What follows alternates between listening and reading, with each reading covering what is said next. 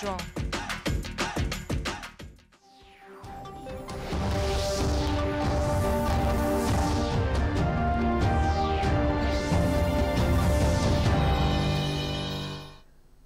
Good morning. You're watching News for Hearing Impaired. I'm Preeti. With me is Meera. First, the top stories.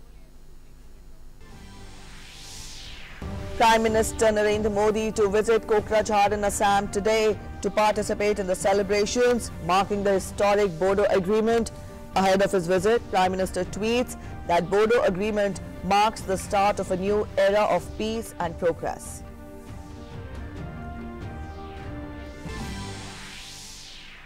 Replying to the debate on motion of thanks to the President's address in Rajya Sabha, Prime Minister says job creation and doubling the income of farmers are the priority areas. Adds that fundamental of Indian economy are strong.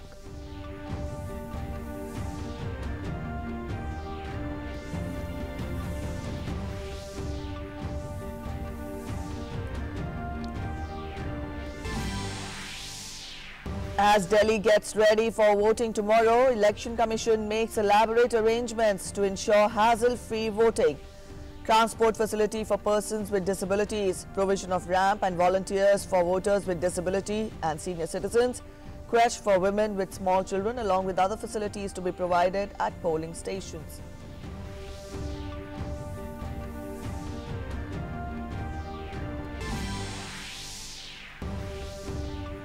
Supreme Court to hear the centre's appeal today, challenging Delhi High Court's verdict in Nirbhaya case. Earlier, Delhi High Court dismissed centre's plea against the trial court's order, staying the execution of the 4 death row convicts in the case.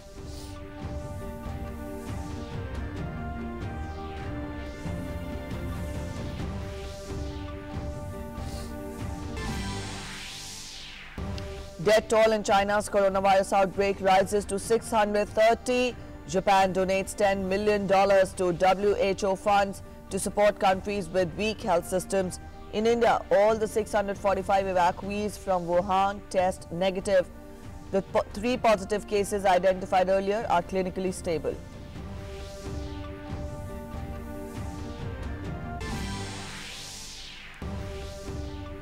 US President Donald Trump exults over his acquittal on the impeachment charges, accuses Democrats of staging a corrupt effort to undermine his presidency, apologizes to his family for the impeachment chaos.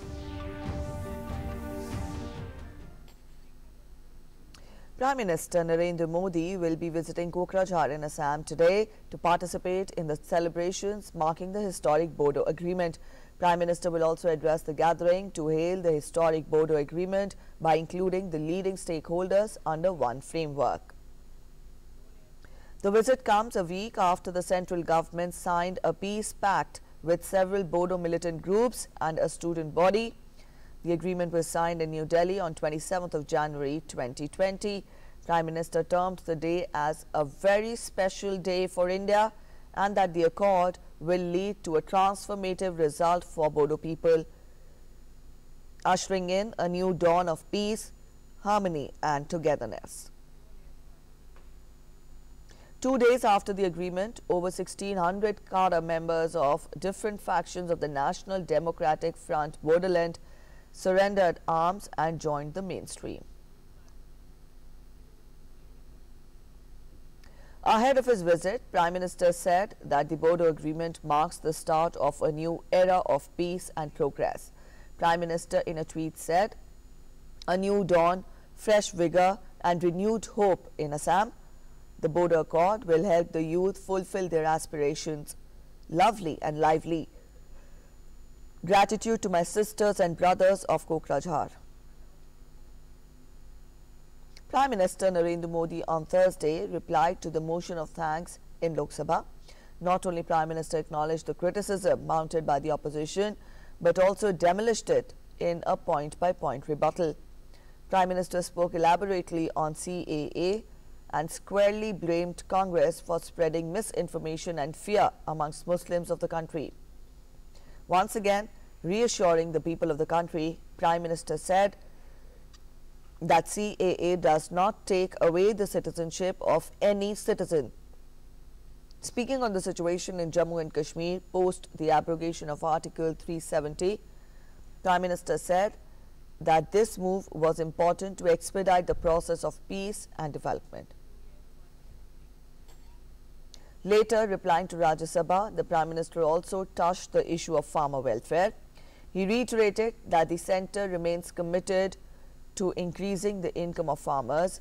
On the issue of economy, Prime Minister said that the fundamentals of the Indian economy were strong and there was no reason for being despondent. He also put statistics related to the GST and FDI on the floor of the House and said that investors across the globe have reiterated their faith in India. Prime Minister also dismissed the claims of opposition on the employment front.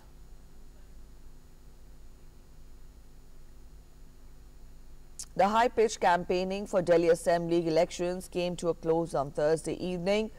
Polling to the 70-member Assembly will be held tomorrow. Nearly 1.46 crore voters will exercise their franchise to elect a 70-member Assembly. Counting of votes will be taken up on 11th of February. Meanwhile, elaborate security arrangements have been made for smooth conduct of Assembly polls with deployment of Central Armed Police Force, Delhi Police personnel and Home Guards. As Delhi election will be held tomorrow, citizens should know about the basic facilities made available at the polling stations. Provision of ramp and volunteers of voters with disability and senior citizens, a help desk for voters, drinking water, provision of crèche for women with small children, medical kit for emergency use, separate queues for men and women, proper signage for layout of polling station, besides transport facility for persons with disabilities will be provided. This has been done to make it convenient for voters to exercise their most important right and make elections inclusive and participative.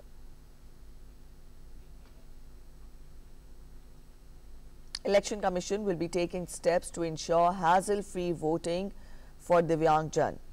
Election Commission of India has extended some facilities at every polling booth like ramp and wheelchair, pick and drop facility, sign language for electors with speech and hearing disability, special volunteers to assist persons with disabilities and priority access. Election Commission of India has also come up with Persons with Disabilities app to provide election-related information with a single touch in keeping with its slogan of no voter to be left behind. Supreme Court will today hear the centre's appeal challenging the Delhi High Court's verdict in Nirbhaya gang rape and murder case. The High Court had on Wednesday dismissed centre's plea against the trial court's order staying the execution of the 4 death row convicts in the case. Appearing for the centre, Additional Solicitor General K. M. Natraj on Thursday told the Apex Court that jail authorities are unable to execute the convicts in the case despite the fact that their review petitions have been dismissed. He also mentioned that curative petitions and mercy pleas of 3 of them have also been rejected. Meanwhile, a Delhi court has sought response of the 4 death row convicts in the Nirbhaya gang rape and murder case on an application seeking issuance of fresh death warrant against them. The court sought the convicts' response by this evening on an application moved on Thursday by Tihar jail authorities for fresh death warrants. The trial court had on January 31st stayed till further orders the execution of the 4 convicts in the Nirbhaya case. Sri Lankan Prime Minister Mahinda Rajapaksa will today arrive in New Delhi on a 5-day state visit to India. During the visit, Sri Lankan Prime Minister will hold talks with Prime Minister Narendra Modi and call on President Ramnath Kovind. During the visit, a host of issues will come up for discussion, including details of projects to be taken up under a fresh $450 million line of credit announced by India during President Gotabaya Rajapaksa's visit last November. The two sides are also expected to discuss the key areas under defence and maritime security initiatives that include Sri Lanka-India Annual Defence Dialogue and the trilateral maritime security cooperation with India and the Maldives. This is the first visit of Prime Minister Rajapaksa abroad since he took over the post in November last year and is indicative of the continuous high-level engagement between the two neighbours.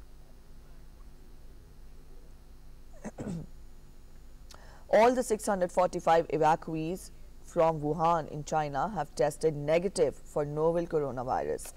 In addition, 510 samples have been tested by ICMR network laboratories, of which all have tested negative except for 3 already reported positive.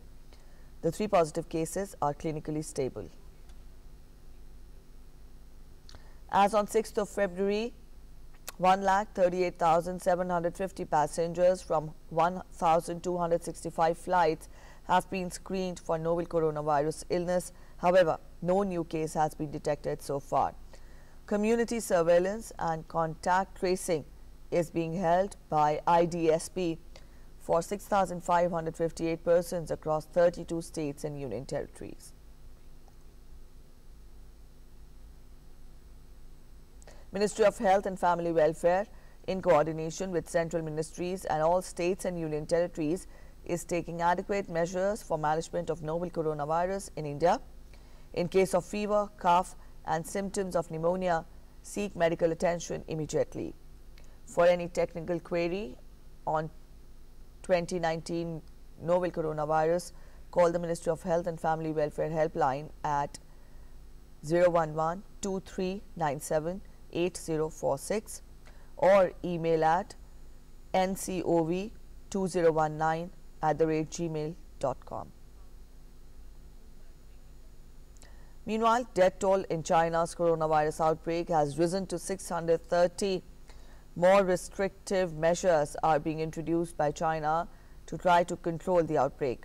Beijing has banned group dining for events such as birthdays and weddings, while cities such as Guangzhou and Nanchang are limiting how many family members can leave home each day. Hubei province has switched off lifts in high-rise buildings to discourage residents from going outside. Japan has meanwhile donated $6 million to WHO funds to support countries with weak health systems. A Chinese doctor who tried to issue the first warning about the deadly coronavirus outbreak has died. Li Wenliang contracted the virus while working at Wuhan Central Hospital. He had sent out a warning to fellow medics on 30th of December, but police told him to stop making false comments. US President Donald Trump, facing a bruising re-election campaign and possible further investigations in Congress, celebrated his acquittal on impeachment charges on Thursday. Trump re-aired the old grievances and accused Democrats of staging a corrupt effort to undermine his presidency. He said that the acquittal was his biggest victory yet over his Democratic foes in Congress. President Trump also apologized to his family for the impeachment chaos. He brought his daughter Ivanka and wife Melania on stage to embrace them in an unusual show of public affection by Trump. The Republican-controlled Senate on Wednesday voted to acquit Trump on charges brought by Democratic-led House of Representatives, only the third time in U.S. history that a president has been impeached. That's it in this edition of the News this hour. Thanks for watching. Namaskar.